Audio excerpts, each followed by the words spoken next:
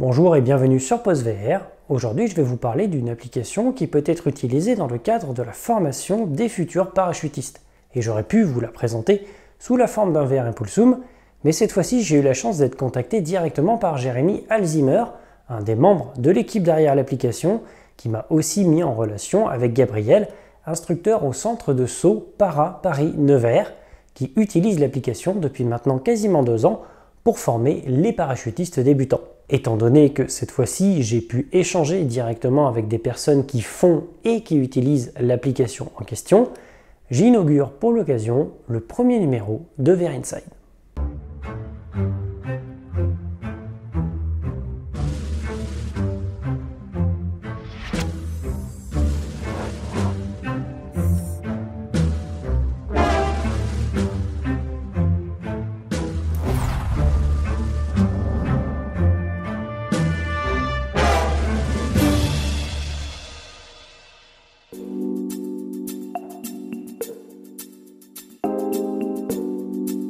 J'étais responsable de communication dans une salle d'arcade, la première salle d'arcade de Paris. Et du coup, je m'occupais de tout ce qui était marketing, communication. Et un jour, il y a Ronnie, qui est parachutiste, qui est formateur, instructeur aux États-Unis, qui est rentré pour présenter cette application. Et forcément, je l'ai essayé. Et puis, je me suis dit, mais c'est exactement ça qu'il faudrait faire à tous les élèves pour leur éviter bien des problèmes.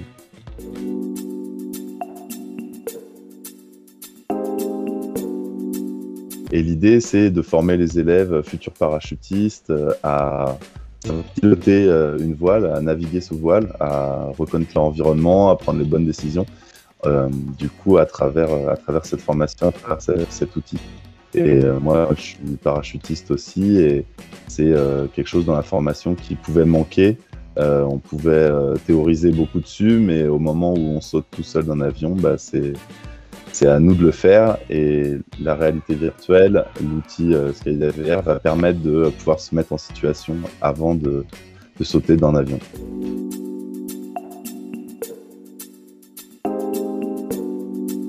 Je travaille sur le projet maintenant depuis 2 ans avec Ronnie, mais ça fait lui 6 ans qu'il travaille dessus. Avant, il l'avait développé sur Kinect. Du coup, il avait juste besoin de baisser les bras pour piloter. Et puis Kinect, ça se fait plus, donc il s'est orienté vers Oculus. Maintenant, ça tourne aussi sur le Quest 2. Et donc voilà, c'est plus accessible. Mais ça reste un simulateur aussi semi-professionnel, puisque c'est pour de la formation, c'est pour des élèves. Le côté divertissement, on est plus sur du côté réalisme que sur du côté divertissement.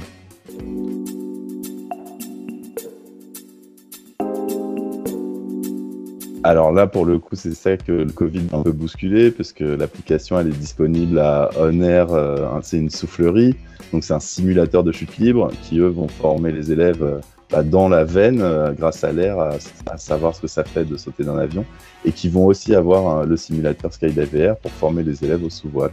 Et du coup, ils vont proposer ça aux différentes zones qu'il y a autour. Il faut savoir que Gap, c'est une des plus grandes zones de France. Et après, on travaille aussi avec Gabriel, qui lui, tout de suite a adhéré à l'idée. Gabriel qui est sur la drop zone de Nevers. Et pareil, avec lui, ça fait presque 2 ans aussi, puisqu'il était là aussi au tout début. Et donc lui aussi a pu former les élèves sur la progression accompagnée en chute, c'est-à-dire une formation qui sont disponibles dans les centres, dont Nevers, et Gabriel est instructeur aussi. Et donc, lui, même si avec le Covid, ça a été un peu bousculé, puisqu'il n'y a pas beaucoup de choses ouvertes, il a pu quand même voir quels étaient les bénéfices, comment l'utiliser, et donc on parlera de ça avec lui tout à l'heure.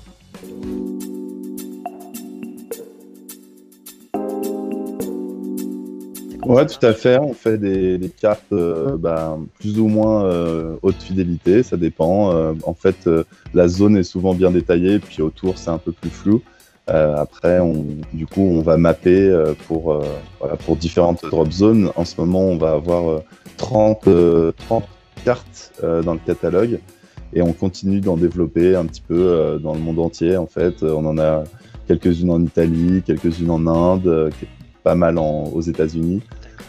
quelques-unes en France aussi maintenant, parce qu'il y a une autre drop zone qui, elle, a décidé de nous dire nous, on veut être dans le catalogue, du coup, on vous achète la carte. Par contre, on n'a pas spécialement décidé de mettre l'application chez nous, mais on sait que ça leur fait un peu de la pub et que des gens peuvent dire tiens, j'ai envie de sauter là-bas. Et souvent, il y a des souvenirs les gens ressautent à des endroits où ils ont déjà sauté et se remémorent pas mal de choses. Donc ça, c'est aussi assez intéressant.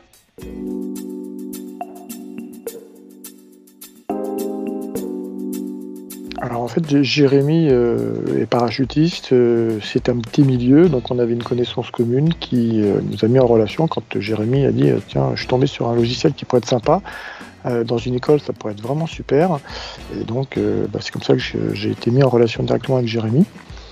Très rapidement, on a compris que ça pouvait être intéressant. Je connaissais pas du tout la VR, donc je me suis pointé un soir dans sa salle avec une partie de mon staff et on a essayé. Moi j'ai été bluffé, je connaissais rien du tout et j'ai tout de suite vu le potentiel et que ça allait pouvoir apporter, ce qui fait qu'on s'est redonné rendez-vous quelques semaines après, pas longtemps, avec des élèves ce coup-ci, parce que je voulais vraiment l'avis de personnes qui n'avaient jamais fait de parachutisme. Parce que nous, forcément, on allait le comparer à quelque chose qu'on avait vécu. Donc on va se dire, ouais, c'est pas assez réel, ça répond pas assez à ça, il y a trop de ci, trop de ça, voilà. Alors qu'en prenant des élèves, on venait de former, donc pour devenir parachutiste, il y a d'abord un tronc commun de 6 heures de formation théorique, où entre autres on voit toute la partie pilotage de voile, circuit, se repérer, tout cela. Et là, pour eux, c'était l'occasion de voir comment ils allaient me restituer tout cela dans la VR, donc dans un environnement qu'ils ne connaissaient pas, mais tout en pouvant voler au-dessus du site sur lequel ils allaient faire leur formation. C'est-à-dire qu'on était vraiment au-dessus de l'aéroport de Nevers. Jérémy avait tout préparé, donc on était comme à la maison.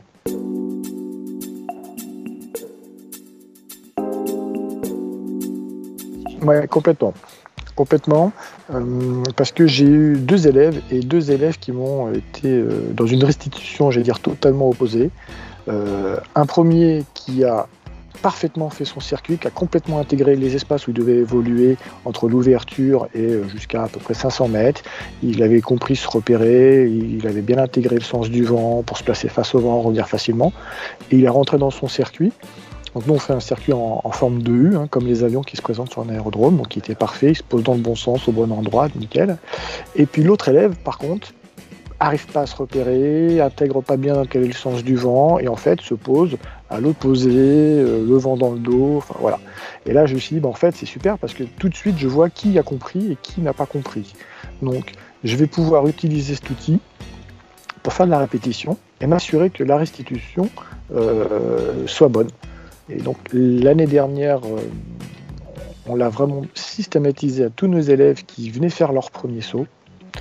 Et ils ne pouvaient pas partir tant qu'ils n'arrivaient pas à faire 2 fois d'affilée.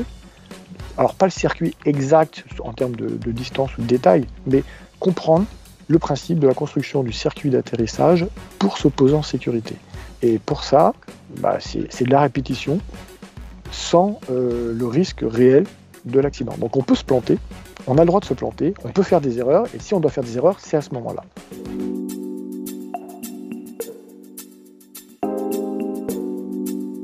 C'est assez simple, tu évolues dans un cube, avec ton parachute, tu peux te déplacer à droite, à gauche.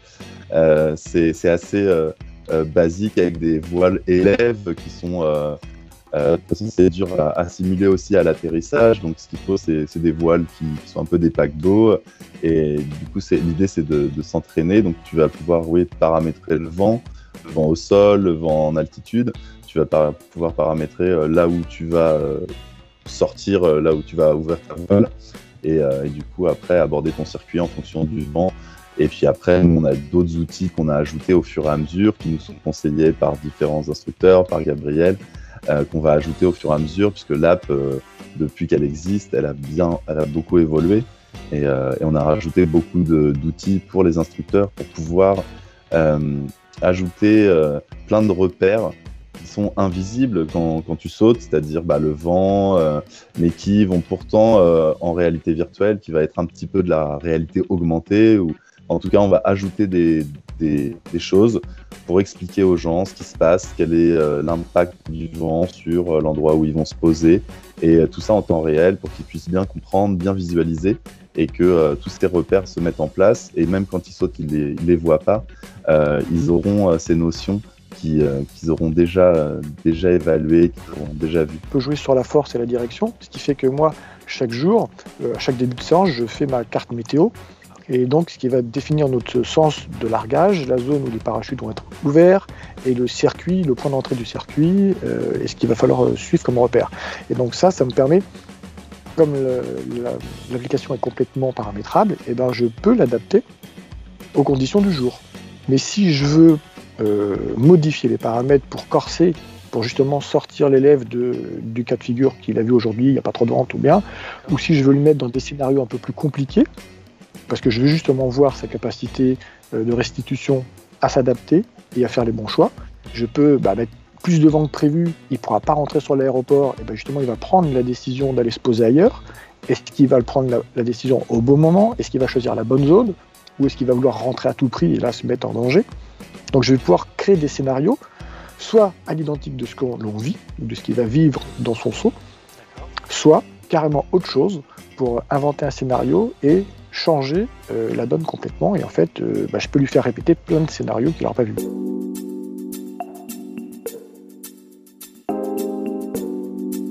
Après, pour l'évolution de l'application, effectivement, il y a plein d'outils qui ont été rajoutés depuis l'année dernière. Moi, les premiers qui m'ont vraiment été nécessaires, c'était, en tant que moniteur, je suis au sol, je guide l'élève, et le premier qui m'a manqué, c'est que je n'avais en retour d'image que ce que lui voyait. Donc, c'est bien, sauf que moi, j'arrive pas à le situer. Quand je suis au sol, je vois s'il est loin de moi, s'il est vraiment à ma verticale ou à verticale d'un point.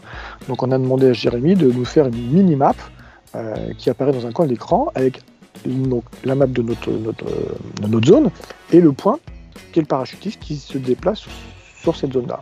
Ce qui fait que je sais exactement où est-ce qu'il est, même si lui il regarde le ciel ou que ce soit, qui ne regarde pas forcément la verticale de ses pieds, moi je sais exactement où est-ce qu'il est, donc je peux lui donner le conseil pertinent, t'éloigne pas trop, reviens à côté de la piste, attention à telle ou telle personne qui est dans le ciel, et donc je peux avoir tout de suite un feedback pertinent parce que je sais exactement où est-ce qu'il est. On avait déjà la hauteur qui s'affichait, mais on n'avait pas trop en fait cette distance par rapport à nous.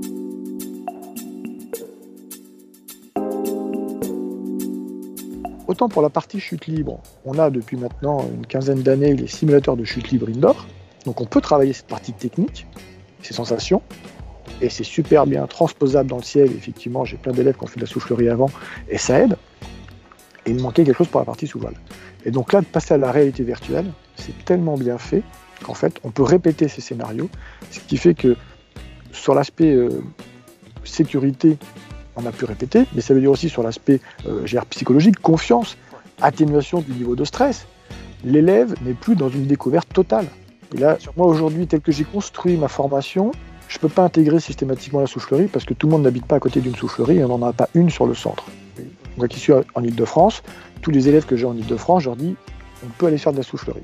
Mais sinon, dans la formation qui est ensuite, il y a forcément de la VR. Et c'est devenu un passage incontournable. Et aujourd'hui, en tant que formateur, je me dis j'ai des outils pour garantir la sécurité, et donc confirmer un apprentissage plus solide, durable, sereinement, descendre et en tout cas atténuer le niveau de stress des élèves. Je serais stupide de ne pas l'utiliser. Il y a un investissement au départ, un petit peu, on en parlera après, mais bon, c'est jamais qu'un PC de gamer, hein, c'est pas non plus des milliards d'euros. Et ça vaut le coup, parce que la sécurité ne devrait pas avoir de prix en fait. Dans plein d'activités, elle n'a pas de prix, dans le parachutisme, elle ne devrait pas en avoir. Je pense que c'est vraiment un outil qui a plusieurs niveaux, hein, sur l'aspect psychologique et sur l'aspect technique. Peut-être un fondamental et a toute sa place dans un schéma d'apprentissage. Du coup, je voulais revenir aussi un petit peu sur les stats. On les a en fait. Moi, j'ai contacté la Fédération française de parachutisme. J'ai les stats sur toute une année et j'ai vite compilé tout ça et on sait très bien que le plus d'accidents, ça arrive souvent en dessous de 100 sauts pour des plutôt grosses voiles et c'est souvent des accidents sur les membres inférieurs. Donc, on sait qu'il y a un besoin sur le posé. Et comme disait Gabriel, c'est le moment où il va y avoir le plus d'accidents. Et donc, on sait qu'il y a un besoin là-dessus et que la radio fait pas tout, effectivement.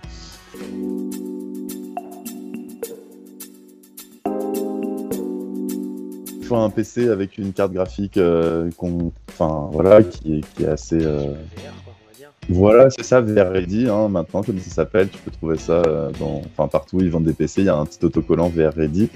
Mais pour le confinement, on s'est rendu compte aussi tous les gens n'avaient pas de casque VR, et du coup, ça marche sur le Quest 2, mais ça marche aussi sur PC. Donc tu peux jouer en 2D sur ton PC, avec le clavier et la souris, du coup, qui va te permettre de regarder comme si tu regardais.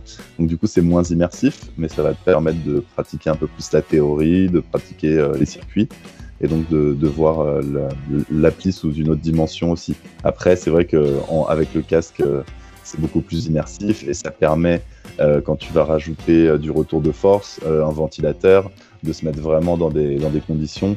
Nous, on est une société de software, on est sur une application PC, VR Ready, effectivement. Après, on conseille les gens pour les PC s'ils ont besoin, et on les aide en général, surtout à la mise en place, parce que c'est pas évident, il faut affecter quelqu'un qui s'en occupe, c'est des ressources. Et du coup, moi, j'aide beaucoup les gens pour leur faciliter un petit peu cette installation, et surtout cette mise en place, pour leur montrer directement toute la valeur qu'il y a. Et je pense par exemple à des films qui ont été faits aux États-Unis en 360 sur tout ce qui est malfonction de parachute, et qui vont permettre, quand on a fini par exemple les sauts dans le simulateur, de mettre une vidéo à l'élève, et puis de lui mettre pause, de lui mettre play, de lui expliquer ce qui se passe, et puis avec les autres élèves de regarder aussi, et qu'ils se mettent en situation. Ça peut arriver, ça fait partie de l'arbre des cas, qu'est-ce que je dois faire à ce moment-là? Et donc du coup, il y a d'autres outils qui sont aussi disponibles. Ce casque VR, c'est l'application Skydive VR, mais voilà, il y a plein de choses à faire aussi avec, qui peuvent permettre de mieux comprendre ce qui va se passer et de se mettre en situation. Moi, j'ai fait le choix du Rift S justement parce que je pouvais l'utiliser pour plusieurs d'autres choses. Et en fait, nous, on s'en sert en accessoire pour effectivement proposer d'autres activités de jeu en VR. Tout simplement. C'est-à-dire que quand la journée de saut est finie, ça nous fait un outil qu'on peut utiliser pour jouer, pour se faire des péris de Beat Saber, pour faire du Mirage 2000, de la F1. Et en fait, on a trouvé comme ça un côté aussi ludique. Les parachutistes qui viennent se former, ils sont là pour une semaine. Et quand ils viennent sur la DZ, ils viennent sur le week-end, les pratiquants déjà formés. Donc s'il y a beaucoup de vent, trop de nuages qu'on ne peut pas sauter, faut s'occuper. Et toutes les drop zones ne sont pas à côté d'une salle d'arcade ou d'un cinéma.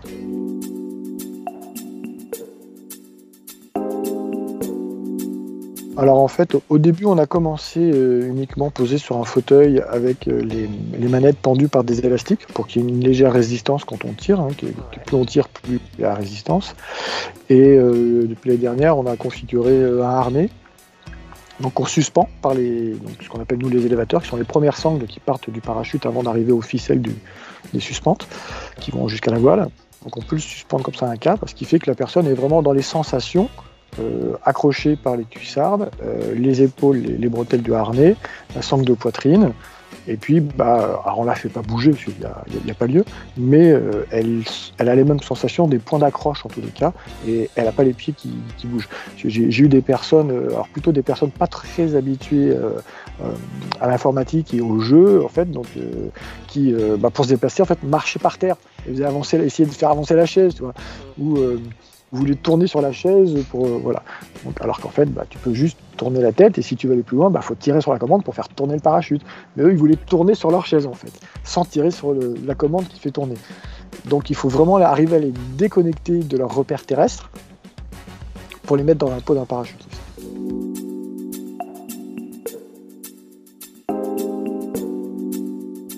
Il y a le harnais passif dont parlait Gabriel, et ça c'est vraiment intéressant parce que dans toutes les écoles de parachutisme, il y a un harnais parce que il faut travailler sur ces procédures de sécurité. Si par exemple on a besoin de lâcher son principal et déployer le parachute de secours, et donc du coup ça on est obligé de faire un passage au harnais quand on fait sa formation. Donc du coup le harnais il est toujours là aussi, et ça permet d'avoir ce harnais passif où on va pouvoir rajouter le casque. Maintenant on travaille avec d'autres prestataires, et on travaille aussi dans le milieu privé, un peu pour l'armée aussi. Et là, on a des harnais qui sont dynamiques. Du coup, on a un harnais en France qui est suspendu sur 4 vérins hydrauliques, qui va permettre de faire bouger vraiment.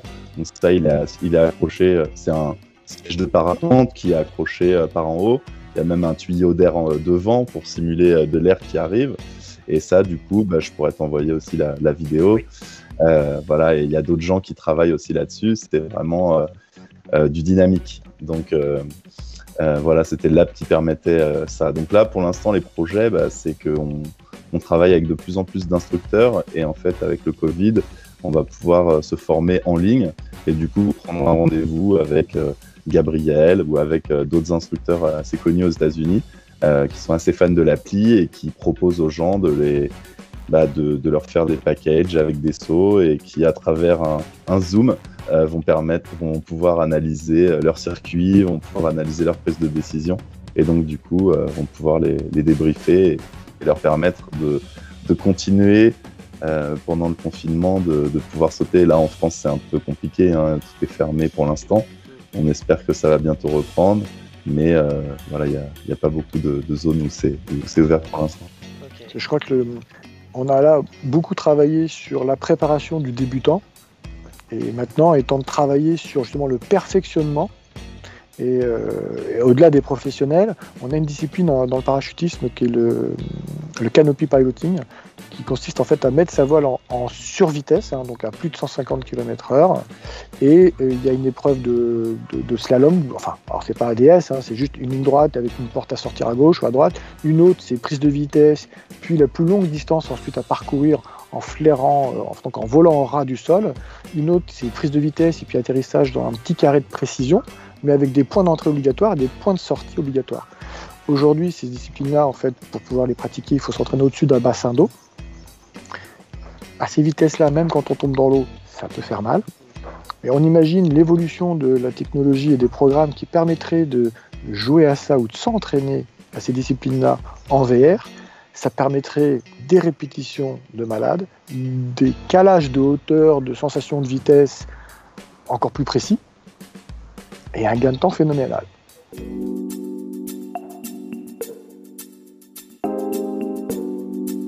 Effectivement, j'avais vite discuté avec Jérémy des possibilités auxquelles j'avais pensé pour les militaires, donc il avait sans doute déjà aussi discuté et vu ça dans son coin.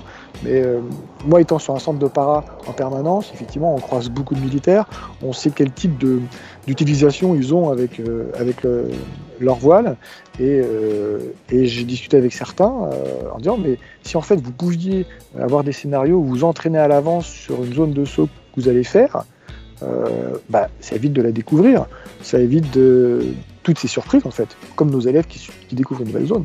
Et comme aujourd'hui je décide d'aller sauter entre autres à Niort, je connais pas la zone, je me plug moi, avec mon Skylight VR et je m'entraîne à Niort. Ce qui fait que quand j'arrive, on va me dire bon, le briefing terrain et tout, je dis ok, fais mon briefing terrain, mais en fait je connais déjà ta zone, j'ai pas que regardé sur Google Maps, je l'ai vécu. Et je disais donc peut-être que pour les militaires, les forces d'intervention qui utilisent la dérive sous voile entre autres, ça peut être aussi quelque chose qui peut être intéressant.